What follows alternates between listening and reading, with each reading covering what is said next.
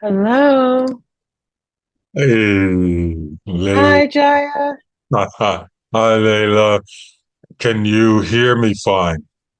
Yes, I can. I can. Can you hear me okay? Yeah, you're clear. Perfect. I love your bookcase. Thank you. I recently reorganized it. It needed some fresh energy. Thank you. You're welcome. You're welcome. I love the color coordination of it. You're making me feel like I gotta refresh too. Mine's been sitting the same way for years. It does the soul good. I've actually just pulled, I had two of your books, right? So I was like, let me Yeah, pull them off the shelf from my orange section over there. So I have two of these, and then we're going to discuss your new one today. So I feel very but excited and just very blessed. oh, it's good to see you. And I guess I've expressed to you before, I always get happy when I know that you are, or I at least am able to imagine you just caring for yourself and enjoying life. And it's been a while since we've visited, and I have a feeling you've been doing pretty well at, yeah, at caring for yourself and, Yes, uh, yeah, finding your way in all of this. I hope that is the case. absolutely. Absolutely, absolutely. And that's why I'm excited to talk with you. I mean, are we if we're ready to go, I'm ready to like Yeah, dive in let's with you. yeah, let's go ahead. Yeah, Let's dive in. let's do it So I guess because I should introduce you the Layla F Saad, my dear friend and really akin in this soul journey in this world addressing the true condition of our humanity, and I just so appreciate you. I feel great, almost a protectiveness, really, for mm, you on your path and journey. I've always had that. Just wishing you well-being, and I'm really, in my heart, beyond thankful that you would join me for this brief conversation around the birthing of the new book, a two-volume book, We Birth Freedom at Dawn. So, Layla, from over there where you are, and I'm still trying to get the pronunciation the way I feel the people would. How would you say it? Let you say I've it. gotten so, I've gotten so used to just saying it as Saad that I'm like, it's not bad, but I've gotten so used to just saying it as that. But it has the letter Ain in it, so it is there's something here in the throat There's when you say something. it's sad. It's sad, but it's Sad, you have to be able sad. to reach back there. Okay, sad. It's something. There's something there. And Layla, Yeah. would you? I'll let you bring us into this. Would you like to Yes, share with the absolutely. audience where you're greeting us from, though? Where Yes, in the world definitely. are you? I'm greeting you from the sanctuary of my home office, which is in Doha, Qatar, or Qatar, and here in the Middle East. I am very much a multicultural person who is, my roots are African and Middle Eastern, but I grew up in the UK and I've lived in Qatar now for I would say more of my life than not. So this is really it is home for me, and I'm excited to be talking to you from here. Thank you, Layla. I Yes, appreciate that. I So where appreciate would you? you, and yeah, I want to start actually, Jai, but just saying thank you because your work, your writings have always been such spiritual food for me and such spiritual comfort. And in the same way that you feel that sense of protectiveness, I also feel it. And it's also a sense of like lifelong gratitude because it is always I find in times when I personally and the collective are in deep, deep suffering, deep, deep pain, that your words just shine through. And in particular, in this last year plus, where we have seen so much more horror and violence than many of us have ever seen in our entire lifetime. Um, I personally, as a writer and an artist, have found myself at a loss for words. I found that I couldn't find the words for the horrors that we see. I couldn't find the words for the violence that this spirit of oppression and of supremacy and of colonization is showing us in live 3D. And I've been so grateful for your words piercing through that noise, piercing through that horror, reminding us to speak the truth always and to tell the truth as we see it, and also reminding us not to get lost in the ways that supremacy tries to confuse us and in the ways that oppression tries to distract us. And you hold that so well that I'm always like, that's what I want to say, because that's what I feel in my heart. I just couldn't find the words, and he said it, and I'm so grateful that he's saying it, because it makes me, and I know it makes so many of your readers, feel like we're not imagining it, we're not over exaggerating it. It is what it is as the way we see it, and we have a right to be angry, we have a right to be sad, and we have a right to say we're going to keep working towards the world that we want to be here, to keep holding that love really, really fiercely. And so I want to hand over to you, but We Birth Freedom at Dawn feels like such a necessary collection at this time, where for many, like myself, the writers and the artists feel like, I don't even know what to say. It's so hard to find the words. Talk to me about what it's been like for you writing through this time, where I know you put stuff out into the world and people are like, well, you should see it my way, or you should see it this way, or it should be that way, or why do you? And you just kept going. You just Yeah. kept going. Thank you, Layla. I just kept going. That makes me emotional just to hear you say that. Man, I guess I'm emotional because as I'm listening to you, Layla, I'm reflecting on my entire life journey. And from childhood, I have been, I feel both by nature and by choice, feeling everything that there is to feel about our human condition. And as a child, that's a lot. I mean, Yes. it bursts open our body as adults. It's a lot. It's a lot to feel everything and to wake up each day and feel it all, not run from it, not dilute it, Mm. not try to forget about it, but to feel it. And as you're saying, strike that that place inside where we're able to not be lost in what there is to feel. Yeah. And so my whole life, because I love this world, I love these souls that we are. I love I love this existence. And I feel that my calling has been to come here and be here as love. And I feel that love is the most um, unconditional law of all. It demands Mm. of us that we open to the truth and face the truth, and that we do not seek to distort the truth. No matter how painful, we must show reverence to the truth itself as best as we ex- are able to understand and see and perceive. And we know, I'm trained in psychology, and so much of human life is about perception. And so when we say Mm. truth, we understand that everybody has their experience Yeah. with truth. But what I'm saying is, we're brought here to be truthful, not to be deceiving, not to be Mm. deceived. Mm. As colonization, as oppression, those spirits would have us be. Those spirits would have us deceive and be deceived. And I just have always been like anybody else. I have my temptations to make my life easier and sort of go with the flow. But Layla, I suffer terribly when I do that, when I betray myself, when I betray my calling, when my creator says, I have made you for this. And it Yes. actually doesn't matter how you feel about it.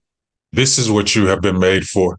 This is your time on earth. This is your era. This is, and the incredible work you do around becoming an ancestor. This is our time in the oven. This is our time to bake. This is our Mm. time to bake and rise, like that fresh bread, so that we may be fed, meaning our life's harvest may be fed to others to sustain the generations. And so Yeah. the last year plus, things became even more intense for us, right? Mm. In this world because of technology. Um, Yes. for the first time in history, we've had this onslaught, visceral, in our faces daily. Sudan, Congo, Haiti, but of course, particularly in the lands that we now call the Middle East, Palestine, Israel, Lebanon, Syria, beyond and beyond. It just spills and spills and spills. And I, like many other souls, have struggled, Layla. What can I offer at this time? This began Yeah. last year. How can I help? Because if you have a loving nature, your impulse is to want to help, to contribute, and to stop the harm, stop the horror. Yes. And I struggled with language. English is very limiting for me, actually. It's a very, Mm. I've never experienced English as my first language. I've always been Um, actually having to labor a lot to translate my experience of this world into English, which is a burdensome legacy of colonization that many in the yes. world we live with, and not just English, but many of these colonizer languages. Um, so when you talk about a writer or a poet, an artist in general, we have that labor before us to translate all that we are empathically taking in into a language, a way of communicating to other souls, so that we can fulfill our loving desire and yearning and aching and grief, which is to feed each other, to nourish each other, to calm and comfort each other. People often say, "Your words are a balm to me, Jaiya." Yeah. And when I receive that word, it humbles me, Layla, because I associate that word balm with sacredness. It's if you go back into any of the large population faith traditions that we have, there is that word balm in different languages, but the idea of what is a balm? Mm. It is medicine. It is that which comes like manna from the heavens, from Yes. paradise, the nectar of paradise, to soothe our tender hearts, to placate our our fears, to provide us with the ointment of healing, um, to provide us the oxygen of resurrection. And Yes. yeah, and so I feel reverence when people say your words are balm. I realize, one, they are not my words, but Yes. two, this is um, this is sacred labor that we do creatively. When we speak about the creative act, we're talking about something that comes from the soul. And so for the Yeah. last year, like you, man, I've been tired, Layla. I've been weary. I've had health challenges. I'm talking about my whole life journey now, coming into Yes. last year, right? Yeah. I've been, even in the years before, working in a very personal way to heal myself, especially physically, from Mm. just a lifetime of pouring and pouring and pouring and traveling and serving and caring and caring. Yes. And so coming into last fall, um, I was already depleted. And then boom, we get hit with what feels for many of us to be impossible. The return of horrors from the past that, of course, we know never left us, That's that have right. been existing in many ways latently just beneath the surface. And this is what Yes. happens when you don't, in an indigenous way, address the true um, roots of pathology and malignancy, which are supremacy and caste systems and oppression. When you don't Yeah. treat the root, everything just goes underground until it's time for it to come back up again and haunt us. Um, and so I felt here I was last year, my heart just devastated, things unfolding that I, to be honest, have spent my life anticipating would eventually unfold again. Yeah. To be Yes. honest, if you pay close enough attention Mm. to an organism, you can see what's coming. And we are an organism, and we've been building toward this for generations. And so, well, I I resorted at that time last year to what I know, Mm. which is to provide medicine words, to open up even further, to dilate even more expansively, to feel the horror and the terror, the devastation, the loss and the grief. I mean, our collective, Yes. earthly grief. Um, and had to choose. I relied upon my nature. I have a great capacity for empathy, but I also had to choose each and every day, all day long. I'm I going feel that. to, yeah, I'm giving myself to Yeah. this, and I am going to care for myself, but I have to give myself to this entirely in such a way that the words can come through because I can offer medicine. I wanted to, get on a plane and be there. You want to just Yeah. be there Yeah. with those in their hellscape. Yes. And I felt, well, I can be there through the spirit of the words. And so Yes. really I began to, like never before, Layla, I gave myself to this bestselling process we call writing and birthed what I prayed would be a kind of reflection of what we're moving through that would be useful for healing and clarity. And the book, Yeah. I mean, this is it's 2 volumes, but this is what came through over the last year, and it just it's prayer, it's dire grief, it's desperation. More than anything, it's always that clarion call of love, calling us back home to our true nature to say we cannot forget who we are or why we are here. Yeah. Yeah. Yeah. And And so it's I it's struggled yeah. so many days, Layla, with the words. It's never Yeah. been harder to find the right words. And you're right. I've spent a lifetime knowing that when you write, unlike other forms of art, when you write and put that out into the world, you're going to invite in a whole lot of assault and assailment. Yes. People with their arrows of correction and judgment and Yes. disagreement and all those things. People love to pull apart writing and Mm. improve writing and position themselves and stroke their egos to say, well, I would have said this and maybe this isn't Yeah. true. And this is part of the dynamic of serving. And so I said, well, and I did, plenty of attack and threat came, but it's not Mm. new for me. Look what I wear. Yes. Yes. Look at the skin I wear. So I called Yeah. upon my ancestors, James Baldwin, um, Paul Robeson, um, Toni Morrison, Nikki Giovanni, who were the souls that were in love with us so deeply as Yeah. humanity that they poured out their soul expression no matter the hate that came for them. And I called upon them and I still call upon them to help me with this. Mm.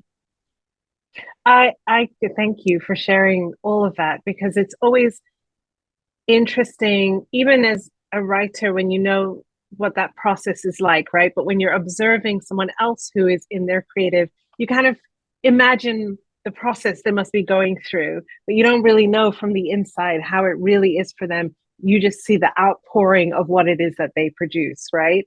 But what I Yeah. could see and what I can hear as we have this conversation is firstly that the years of doing this work prepared you for showing up in the way that you have been able to show up in this time for so many who needed to hear your words, right? Like Yeah. the years of like your list of books that you've written is long, and each one of them required a strong pouring out, as well as like strong connection to the community, strong connection to humanity.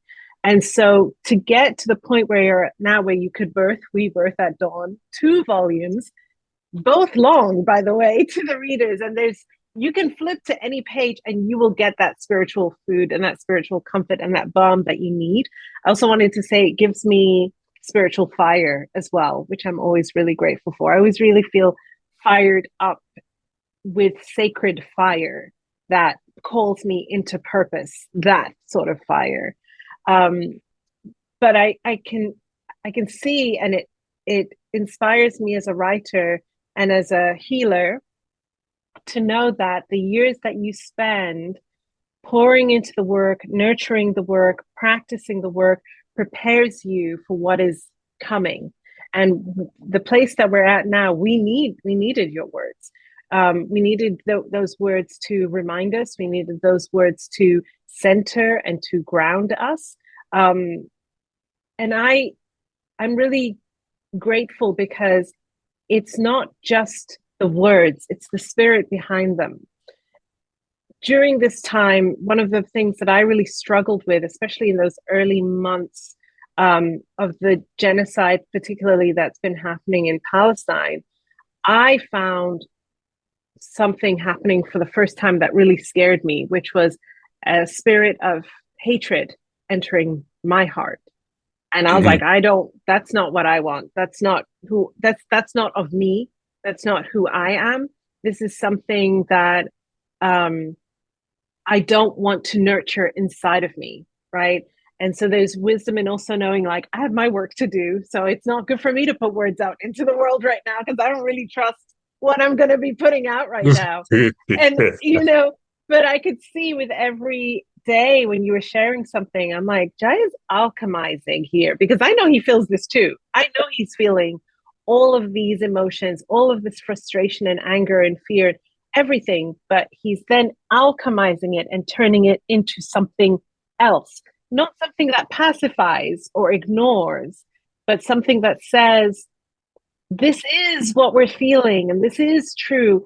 And we are better than this thing that is manifesting to us right now. Yeah. Oh, Layla, thank you for that expression. It's very affirming, which is there for healing. And Layla, I don't know, I laugh at how people seem to imagine me. And Mm, I feel that people don't understand how hard, I would like to say this very clearly, Layla, with yeah, you. No one knows how hard I have had to work my entire life since the beginning to not hate. that's right. Yeah. No one knows how hard we have to work Mm, to not hate. mm, Because when you love so deeply and you are hurt so profoundly, so chronically, so perpetually through generations, mm, there is a tremendous temptation to let your heart be saturated and fill up with hate. It is so easy. And that's why we have our human condition today. That's why these yeah. horrors are happening because hate is so easy. And I can say, Yeah. I feel very fairly that I have endless reasons to hate. Uh, Mm, how I have been treated personally to this day, every single day when I leave the home, mm, how I am related to and experienced in this body, in this skin, in this form. Every single day, I accumulate more mm-hmm, reasons to hate.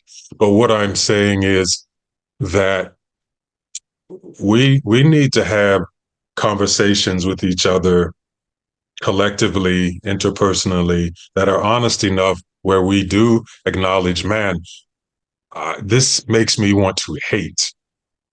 What is happening makes me want to hate. Only in acknowledging that do we get to the other place, which is the labor and the alchemy you speak of, the choice, which is a Yes. choice of spiritual cause or reason. We have to have a reason deep enough within us to say, you know what, I'm going to take this horrible thing, which makes me feel this way. So I so want to just drown myself in resentment and bitterness um, and rampage.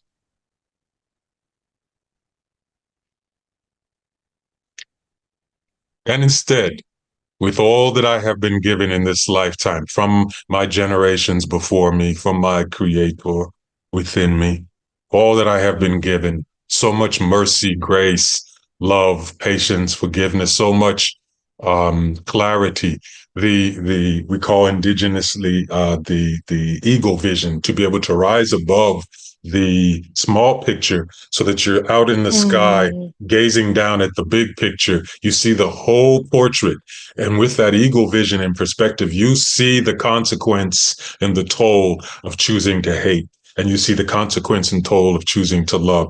And so every moment of my life is a ceremony and a ritual of meditation for me to dive deeper into my soul till I get to the place where love resides, so that I can alchemize all that we are experiencing into medicine. And I just feel that if I'm not offering that, then there's no real reason for me to be here anymore. That's right. That's right. And it is a choice. It is a choice. And it's a choice. Sometimes I feel people get confused that they think it's just a choice that they're making for other people, but actually it's a choice that you're making for yourself, because you've got to be good with you, and you've got to be good in your relationship with your creator, however you understand that to be. Um, that to make that choice, you're right. Like it's so much easier to go the other way, and there's so many more reasons why you can, right? And nobody could fault you if you choose to, because the evidence stacks up, right? But to be right with yourself, that is that is a decision that is so much deeper, and it's so much more important to make. And even if it means that arrows still come and you still take hits, and you have to have this vulnerability. You talk about the in your book, you talk about the artist being emotionally naked, and I'm like, who wants to do that? Only artists, right? Nobody wants to do that, you know. But it's a choice that we make because we don't see it any other way. And I like how you talk about being an artist, because you don't just talk about it in the sense of like a profession. You're talking about the artist that lives within each one of us, the part of us that is creative, because we come from this creator who created us this way. Mhm. And that choice is so, it's so brave and it's so courageous. And it might look like weakness to those who still hold the energy of oppression. Yes. And Yes. I and so I'm just speaking for myself, I would testify and say that I had to come to a place at some point where I was willing to be seen as weak, and that Mm, I could live in my own faith and knowing of the might of love and mercy and compassion, grace that is shown me each and every day. Just the fact that my body works when I wake up so that I can be alive again. That kind of grace, that's not weakness, but it yeah. comes from love. It comes from a loving force. It doesn't come from this toxic idea that strength is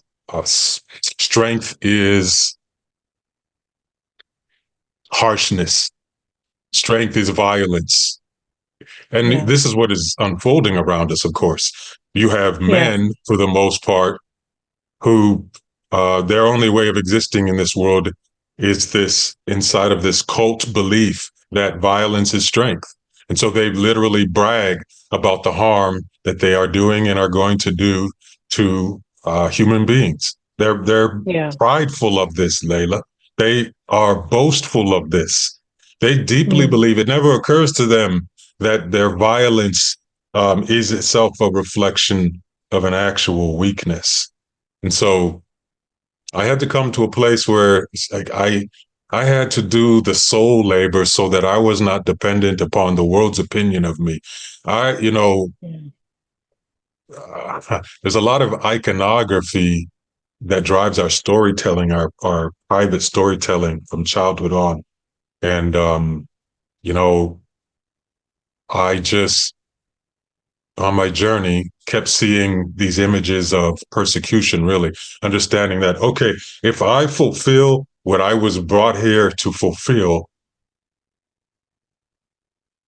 it means that I need to be prepared to have the entire world crucify me. Mm. And that includes family, friends, loved ones. I, am I willing to go to that place of truthfulness in this burning inside me, this calling inside me, to where I am willing to expose myself to the wrath of every living human being? If I can get to that place, then I have a chance to fulfill what I'm here for. And now, of course, that's a lifelong um, labor. Like that's an incredibly difficult place to get to, but I Yeah. feel that it's worth the effort. And so I just made Yeah. the effort. I try to make the effort to say, it doesn't matter what wrath I incur. I'm not here to prevent wrath. I'm Yeah. here to be love. I'm here to be a reflection of grace and Yeah. to be it Yeah. consistently. And so the last Yes. year has been an opportunity for me to die a million deaths, to die endless, countless deaths inside myself at the pain that I know souls are experiencing and the grief and the loss. I've died repeatedly for over a year, which has also allowed me to birth repeatedly a fresh determination to just be of this cause.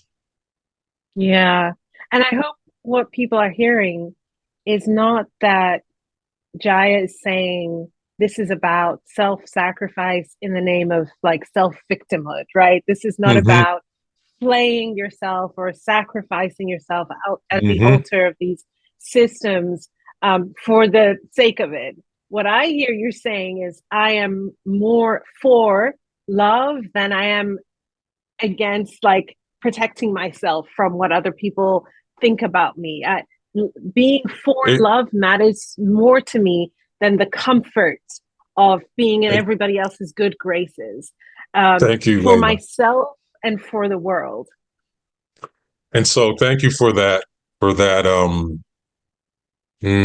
clarity, because that's what, it's also that I realize when I speak of the I'm not speaking of I as an individual. I'm speaking of the we, Yes, really, meaning that yes.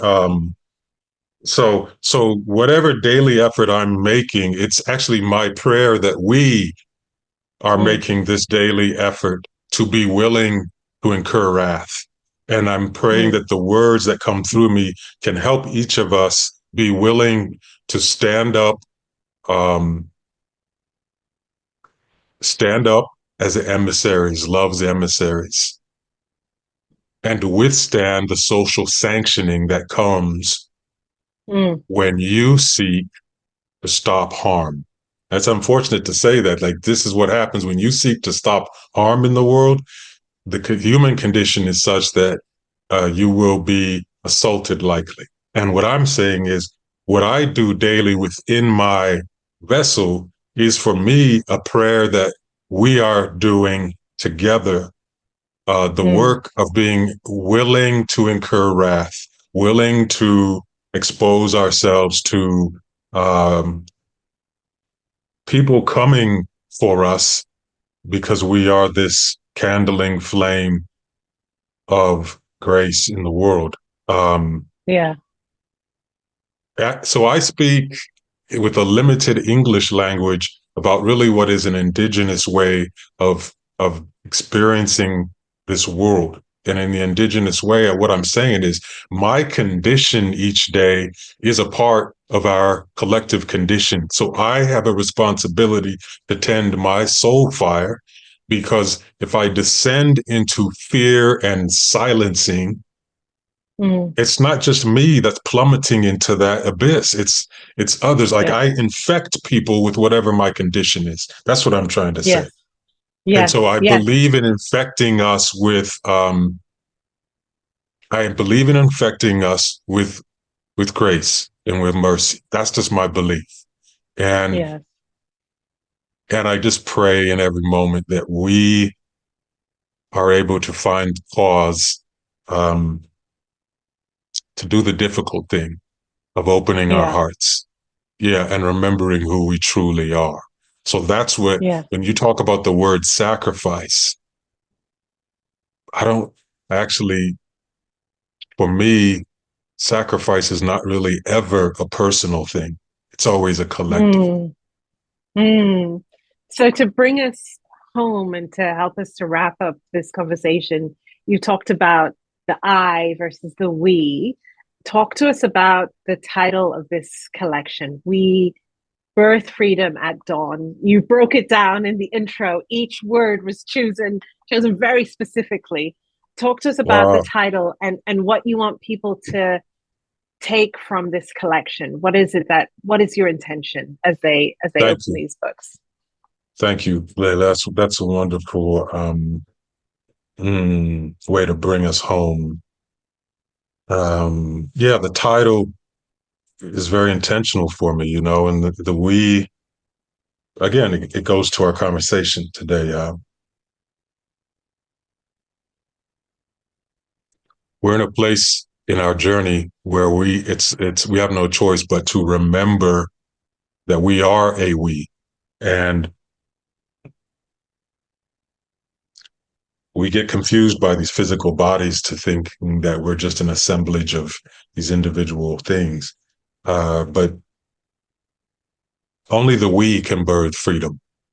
Now you'll see people say, because they want to have their input, and they'll say, "Well, I think we have to, each do our individual work in order to be free, and then we can work together collectively." Someone just left that comment on one of my recent posts. That's so funny. Um, yeah, yeah, yeah. Actually, probably just within today or so, and so there's this linearity that is also part of the colonized mind that wants Yes, to say this has to happen before this, and yes, so this very ordered caste way of just seeing and thinking the world. And so this title, though, is about the simultaneous requirements that we have in order to birth freedom. Of course, you have to do interior work. That's what you and I have been talking about today. That there is yes, that interior work. And what I am saying is that interior work is never individualistic. yes, We may not realize that it is a collective thing. The interior work is us rummaging through all of the sediment of our ancestors, our relatives, our kin, our loved ones, our descendants, our children, our societies, our nations. We're working through all of that at once. There is no such thing as I birthing freedom. There is no such yes. thing. No, Okay. there's So no savior coming to save the yeah, collective. No. there's no such thing. Yeah. The idolizing that we do, Hmm. with these human rights movements and revolutions, where we put these individuals on a pedestal, that's what actually kills our freedom fire. And so, Yeah. keeping the duty and the accountability within the we is where that title is coming from, and birthing is also a call to our divine feminine, and the idea that we have the oldest, to me, for me, the most ancient oppression is the oppression of girls and women in this world. It Mm, is the most mm, devastating and the oldest oppression. And so, in order for us to come to a place of soulful collective liberation, we must return to the honoring and reverence for and the living within that feminine. And so the birthing, understanding that healing comes through the birthing of things, the birthing of things. Mm. What does it require to birth? We need a kind of softness. There needs to be a dilation. There needs to be an opening. All the qualities of the womb are required for conception, gestation, and birth of something like freedom.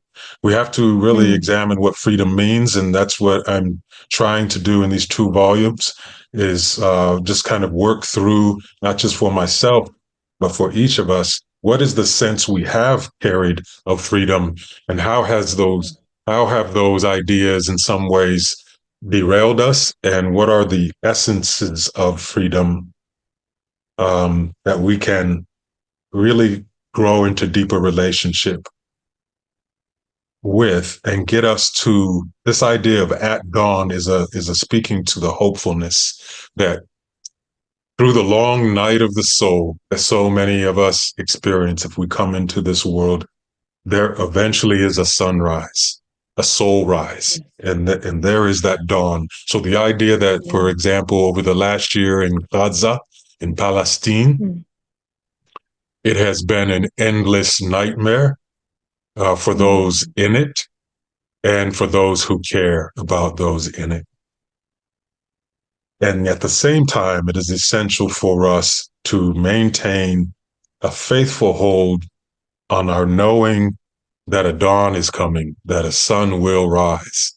And Mm. so we are not just lost into despair, but we're able to carry and experience our devastation and grief in tandem with the hopeful personality that is love. And because if we lose that, then we lose the will to even make an effort to stop this hell. Yeah. Yes. And so Yeah. that's what this, for me, these volumes mean. I forgot what else you might have asked in that question, but Your intention for your readers yeah, with this that book, we, with this yes, that volumes. we, thank you, Layla, that we continue to do what we were doing before last year, um, Yes. which was, and perhaps with a clarified or intensified sense of purpose, that we continue to do the work of healing ourselves and one another, that we continue to do the work of remembering who we are, which I feel is what your work is so divinely about, is helping us to remember what was our nature before colonization 500 years ago. What Yeah. was our, not to say we were ever perfect, but we're saying, what was our nature when we were whole? Mm. And let's do the work, the faith work of believing that we can be whole. And when I say we're whole, be whole, of course, we're always whole, but I'm talking about our accessing of it, our filling out into our Yes. own wholeness. And so that's my prayer for those who care to read or dip into these birth waters is let's continue to find reason to heal ourselves and each other. Let's continue to find reasons to remember who we are. Let us continue to find cause to be fortified in our stand against horror and supremacy and oppression, caste systems and injustice, maliciousness, malignancy, and toxicity. And let us find reason and cause to just absolutely douse ourselves in love's mercy and grace, which are gentleness personified, kindness, softness, firmness, Mm. sturdiness, and rootedness. Let us Mm. just continue what we were always doing, but let us be clarified and intensified. And I pray that the words Absolutely. will nourish us thusly. Absolutely. Absolutely. I thank you so much for this conversation. I really want to encourage everyone to get your copy of this book, of these 2 volumes, which in a time and in a world where it feels like the walls are closing in and it feels like we're entering a that deep dark night of the collective soul, we need these words, we need these works, we need these reminders. And so for myself, for everyone that I know that's in this work, and for anyone who knows we can have a better world, and that our that potential that lies within us to be love, to have a world that is a personification of love, it can exist. But it requires us to do this work. And so these books and all of your other books, in fact, remind us of that and help us to do that. So I really encourage everyone to pick them up. And I just want to say thank you once again, Jaiya, because even as I just listen to you and I hear you say English is a very limiting language for me, and I'm like, you have no idea. Every time I hear you talk, I have 1,000 thoughts racing through my brain, making all kinds of connections between my personal life, the collective things that we're seeing going on, other works that I've seen you put out there, everything zipping together. So please know that it may feel limiting for you, but for the rest of us, it's actually experiencing something very, very expansive and very, very much opening up the possibilities for us. So thank you very much for always Mm. embodying that. Thank you so much, Layla, and bless you for holding this space for us and being with me today. And I know we really send out reverence for those who are suffering in the worst ways, Yes. and those who have, and those who have lost so much. We send out just our absolute reverence and prayers, and our love, and our evidence of love, which is going to be our intentional living going forward. So bless you, Layla, for this. And Thank you. I'm wishing your Bless you family too. all good things. And I look forward to the next time. Thank you, Jai. Thank you. Thank you, everybody. Bye. Bye bye.